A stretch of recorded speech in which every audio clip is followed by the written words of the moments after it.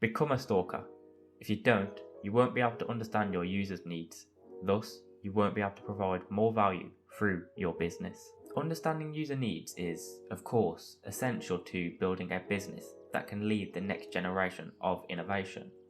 But you may not know to the full extent that you need to understand your potential software users. It must be an intimate level. My name is Baron Erish, and today I will explain why you must and how you can understand and stalk your potential software users. Hopefully after watching this video, you should understand how to provide more value through your business and actually understand user needs to the full extent. I am the owner of Root of Innovation, and I help businesses understand their users at a high degree. Now, you may have a strategy in place for understanding user needs, but do you know what it truly takes to actually know what your users want? Well, let's find out.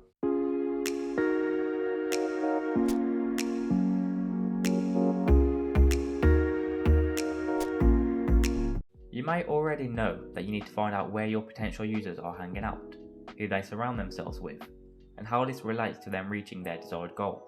These are essential, don't get me wrong, but what's even more essential is becoming their best friend. I don't necessarily mean this literally, more figuratively, but just think about it for a second. What is a key determiner in someone becoming a loyal user? I would say trust. Now, who do you trust more than a best friend? The more you can understand your users, the more you can serve them, because you'll know their strengths, weaknesses, preferences, along with a multitude of other factors. On Earth, everyone has a finite amount of time. Time is extremely precious, so you need to be very convincing to get someone's attention, and then you need to actually retain their attention. So, I thank you now for taking your precious time to watch this video. Think about building customer relationships the same way you think about building relationships in your life. There is a reason the word relationship is used. So let's just break down what relationship actually means for a second. I would say it means two or more things or people having a connection to each other.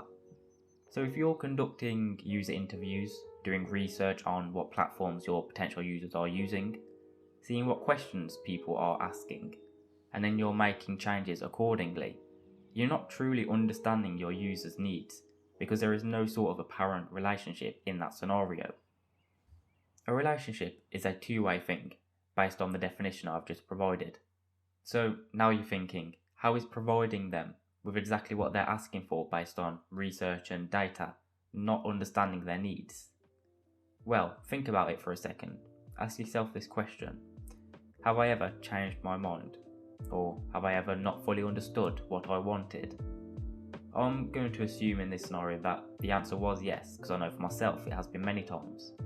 So how this relates exactly is, imagine you conduct user interviews and the users say they want to be able to upload images to a social platform, but then they realise actually they don't want it because they have to keep relevant, they have to keep posting those images to stay relevant on the platform.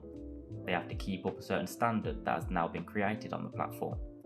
And then you would see that you didn't actually meet the user's needs because they didn't know what they wanted in the first place. With a relationship, you can understand that user more, and you can know when they actually want something, and you can ask the right questions and do certain things to help you understand exactly what they want. So how exactly can you go about understanding your users to the full degree? There are many ways of doing so. But firstly, I think you should take on a different mindset. Instead of thinking of your users as your income or whatever else you think of them at the moment, you should instead think of them as your relationships, your friends, your family. This will help you understand them more. And when I say this, I'm not saying that you can't generate a great deal of income from taking on this approach, because trust me, the more you understand your users and the more value you can provide to them, the more revenue your business will generate, seeing as currency is a store of value. Let me just get this straight for a moment. You're probably going to find it very difficult to gain any new users unless you walk a mile in their shoes. People don't want to just buy your product or service, they want to buy a solution to their problem, which I'm sure many of you have heard many times before. But to be able to do this, you actually have to comprehend the problem they are facing. Now you can do this by forming a relationship, as I've mentioned, and you need to do this at an intimate level. Ways of doing so are to be a part of the communities that they spend their time in.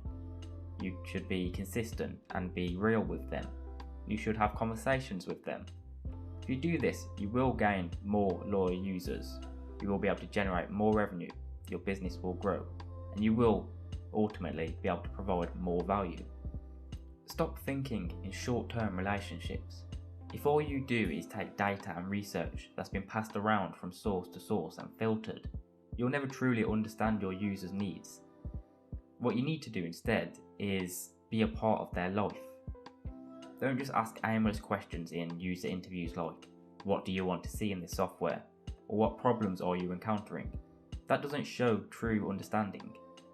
If you just be a part of their life, all questions will be answered with ease because you will say, I truly understand this user. So hopefully now you can use this information to understand your users at a more intimate level, provide more value to them, and grow your business because of it. So if you found any value in this video, please consider subscribing. Thank you for listening and learning. It's been Baron Erish from Root of Innovation. Bye.